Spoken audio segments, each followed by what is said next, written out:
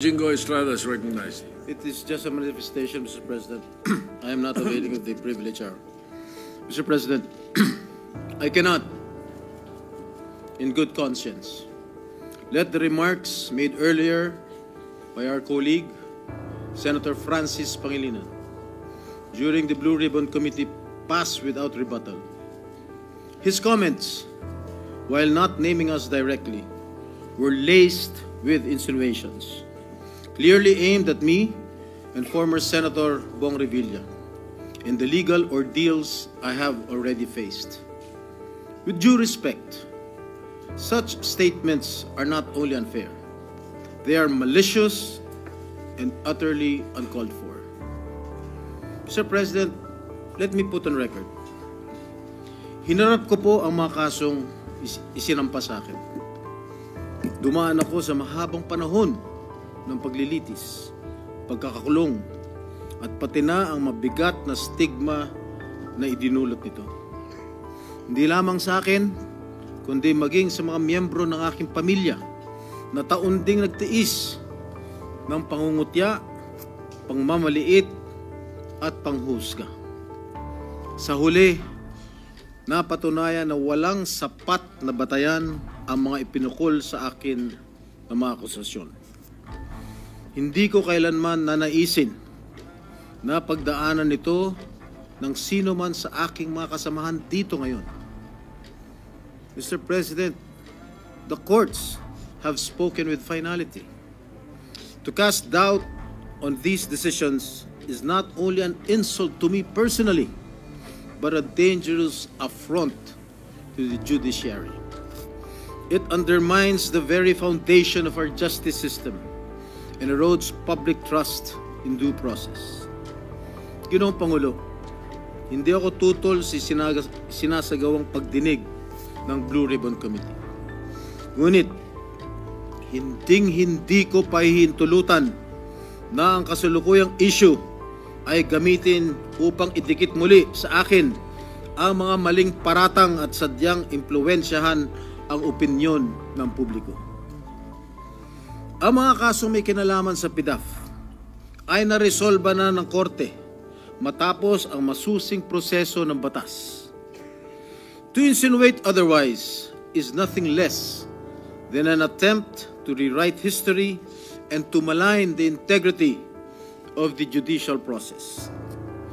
I urge my colleagues to exercise prudence, fairness, and much of all, respect. I too deserve to be heard and to defend myself, whether in this august chamber or before any court of law. I am more than ready to dismantle the baseless lies being peddled in the Blue Ribbon Committee, come hell or high water. And I will not allow discredited narratives to be weaponized for political grandstanding. I will not allow my honor, hard-earned and vindicated by the courts, to be sullied by careless remarks. And I hope the committee, the Blue Ribbon Committee, will expunge from the record such malicious and unwarranted remarks that serve no purpose but to malign and mislead. Thank you, Mr. President. Thank you, Senator Serrano. Majority Leader. Senator Francis Pangilinan is recognized. Thank you, Mr. President. Just a very quick manifestation. For the record, there was no intention of maligning any individual in the manifestation we said earlier during the committee hearing of the Blue Ribbon Committee. Wala pong personalan, gaya ng nabanggit ng butihing senador, wala po tayong pinangalanan. Humihingi tayo ng unawa. Dahil bago pa nung hearing na yon, tayo po ay humurap sa judiciary. At doon din na tinalakay at pinag-usapan ang problema ng conviction rates, particular ng Sandigan Bayan. 47% ang conviction rates ng Sandigan Bayan. Ibig sabihin, sa bawat dalawang kaso, isa absuelto. That was the context, Mr. President, of our manifestation earlier. There was no intention of maligning any senator with that manifestation. For the record, Mr. President, and again, humihingi tayo ng unawa kay Senator Jinggoy Estrada. Wala pong personalan yung ating earlier manifestation. I hope he will understand. Thank you, Senator Francis Pangilinan. Mr. President, yes, if I you may- may respond. Ang sabi po ni Senator Pangilinan, wala ho siyang binanggit na pangalan. Pero napaka-obvious naman po ang kanyang sinabi kanina dun sa Blue Ribbon Committee. Ang sabi niya, if I may quote, well, if I may, kung maaari ko siguro ikomento, siguro kung yung Napoles cases inauwi doon, halip na absuelto e kulong, baka hindi na nangyari itong mas malaking kurakot. Those were the words of Senator Kiko Pangilinan. Sino ba ang pinatatamaan niya? Sino ba ang pinatatamaan mo? Di ba? It's very obvious that I was being alluded to. Remember, Mr. Senator Pangilinan, that I was acquitted by the court. Are you questioning the decision of the court acquitting this representation? You're a lawyer. I'm not. You shouldn't be talking that way. You are undermining the judicial process in our country. You being a member of the bar. Thank you, Mr. President. Salamat po, Ginoong Pangulo at sa ating pinunong mayorya. Ginoong Tagapangulo, mga kasamahan, nais ko lamang pong magpahayag ng saloobin hinggil po sa ilang mga pahayag sa pagdinig ng Blue Ribbon Committee kaninang umaga. Nalubhang nakakabahala po. Na tila nagpaparating na maari nating isantabi ang umiiral na batas upang magbigay daan sa ikasisiya ng taong bayan. Bagamat lubos ko pong nauunawaan ang pangingibabaw ng kalooban ng taong bayan, meron po tayong mga demokratikong mekanismo upang isakatuparan ito. Isipin natin ang posibleng maging epekto nito sa ating mga komunidad, lalo na po sa mga lugar na matagal na pong pinagsisikapan itaguyod ang kapayapaan at kaayusan. Halimbawa na lang po, sa Mindanao, patuloy po tayo na nagpapaalala sa ating mga kababayan doon na sumunod sa batas, na ang batas ay para sa lahat. Ang batas ay hindi hadlang sa kalayaan. Ito ang saligan ng isang sibilisado at maayos na lipunan. Ito ang nagbibigay sa atin ng proteksyon, nagtatakda ng ating mga karapatan, at ang nagpapanatili ng kapayapaan. Bilang mga mambabatas, tayo po ang dapat na unang tagapagtanggol ng batas, hindi ang unang lilihis. Hindi din natin dapat ipagsapalaran ang tiwala ng mamamayan sa ating mga institusyon at makibahagi sa pagpapalabo sa hangganan na tama at maling gawi sa tuwing may matinding suliranin na sumusubok sa ating diwa bilang isang nasyon. Kaya buong puso po akong nakikiusap, nananawagan sa mga opisyal ng pamahalaan at sa mga kasama po sa kapulungang ito. Hindi po pare-pareho ang sitwasyon natin. Hindi po pareho ang Luzon sa Visayas at sa Mindanao. Meron po mga katulad natin na umiikot sa mga liblib na lugar at nagpapakilala po ng batas na dapat sundin. Napakalulungkot po kung ganito ang ating pagbibitaw ng mga salita na we can bend the law. Ipakita po natin na ang kalooban ng taong bayan ay maaaring maisakatuparan ng alinsunod sa balangkas na makaturungang pag-iiral ng batas. Yun lamang po. Maraming salamat po. Thank you, Senator Padilla. Senator Erwin Tulfo is recognized. Mr. President, the distinguished colleagues, just want to make a point of manifestation. I was the one who said this morning that sometimes we have to bend law. We don't have to. The point is, there's a Latin word that says, vox populi, vox Dei. The voice of the people is the voice of God. Now, let me ask you, Mr. President, is our law higher than the voice of God? Is our law higher than the voice of the people? Mr. President, the law is supposed to protect the people. What we are asking, Mr. President, is the return of the value of good faith. I understand, Mr. President, what the gentleman from Pampanga this morning was saying, that it is not a requisite to return the money na kinuha po ng mga kontraktor, ng mga kumita po sa flood control project, Mr. President. Tama po yun, hindi po. At meron pong prosesong sinusunod tayo na kailangan sundin. Pag gumulong na yung batas, hayaan ang korte ang magsabi, Mr. President, tens of thousands of people went out last Sunday. Narinig ko po, hindi ko po alam kung yung mga kasama natin narinig. Narinig ko po yung sigaw ng taong bayan, ibalik ang pera namin. Malinaw po, and I was asked by a reporter, by an interview, your comment. I said the message is loud and clear, Mr. President.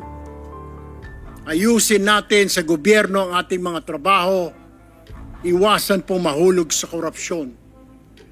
The people are demanding that these people, contractors, DPWH officials, including politicians who made wealth, kumita po sa flood control, na kung maaari isoli nila ang kanilang ninakaw sa bayan.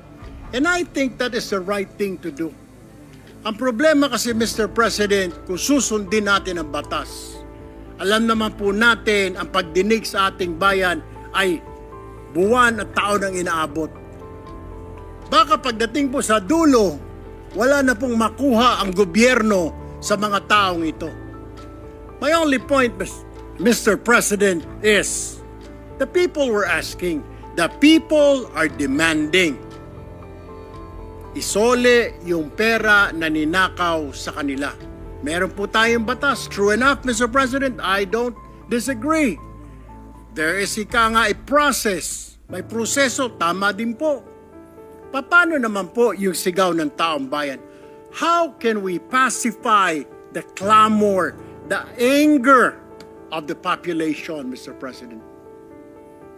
I have no answer. My only answer, Mr. President, is isoli po ninyo ang inyong ninakaw. No ifs and buts.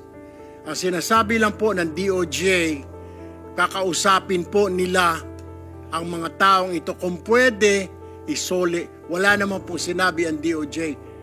Ito ang batas, bawal po, kailangan ninyong isoli yan. The DOJ, the Secretary himself said, they will ask, but they will not force them. Depende, mas mabuti raw kung kusang loob nilang isurrender yung pera, Mr. President.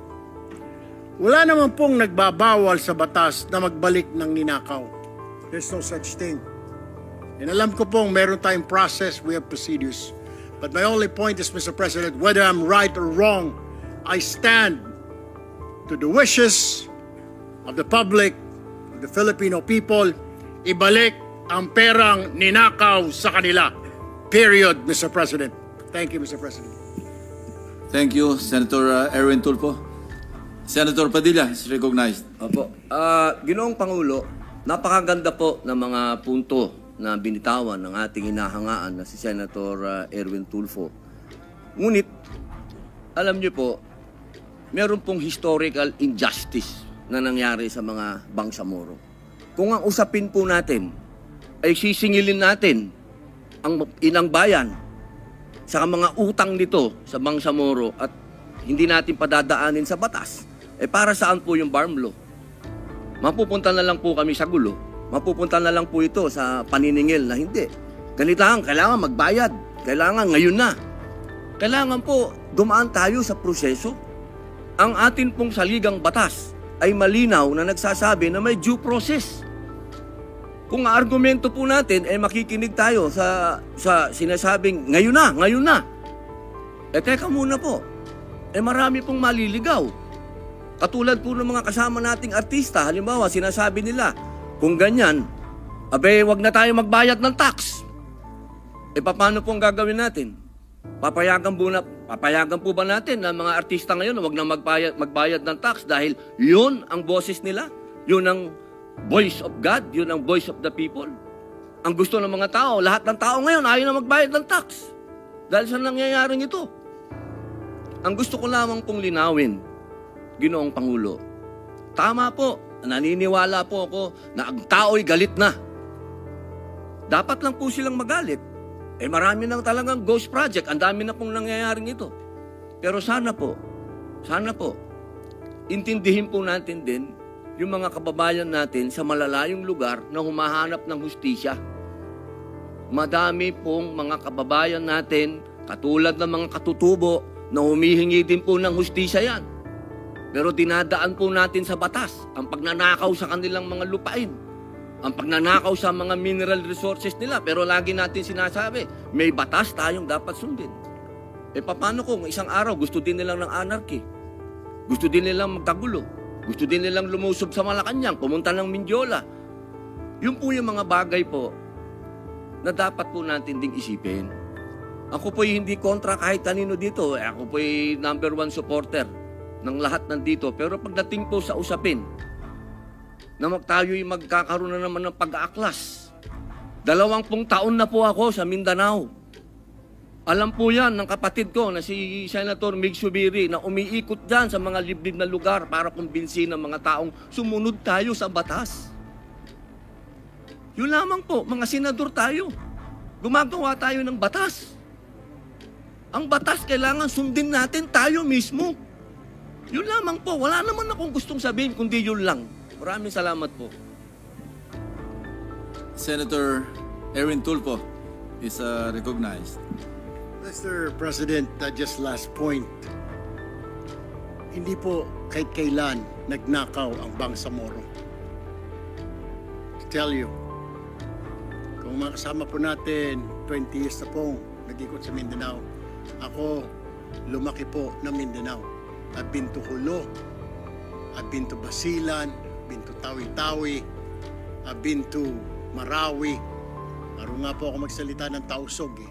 But anyway, ang sinasabi ko lamang po, wala pong ninakaw, kaya iba po yun eh. Parang you're comparing apples to oranges. Yung Bangsamoro po, hindi po nagnakaw, kaya yung sinasabi na kailangan kasuhan or something, hindi po eh. Ang sinasabi ko lang po, ito'y malinaw na yung sinisigaw po ng mga kababayan natin ni Sole. And that's my own opinion, Mr. President. We have to return it. Kusa po, kung gusto po, kung sincero silang maging state witness, gusto po nilang mapasok sa Department of Justice, then siguro po, in good faith, Mr. President, isoli po nila yung mga nakuha po nila.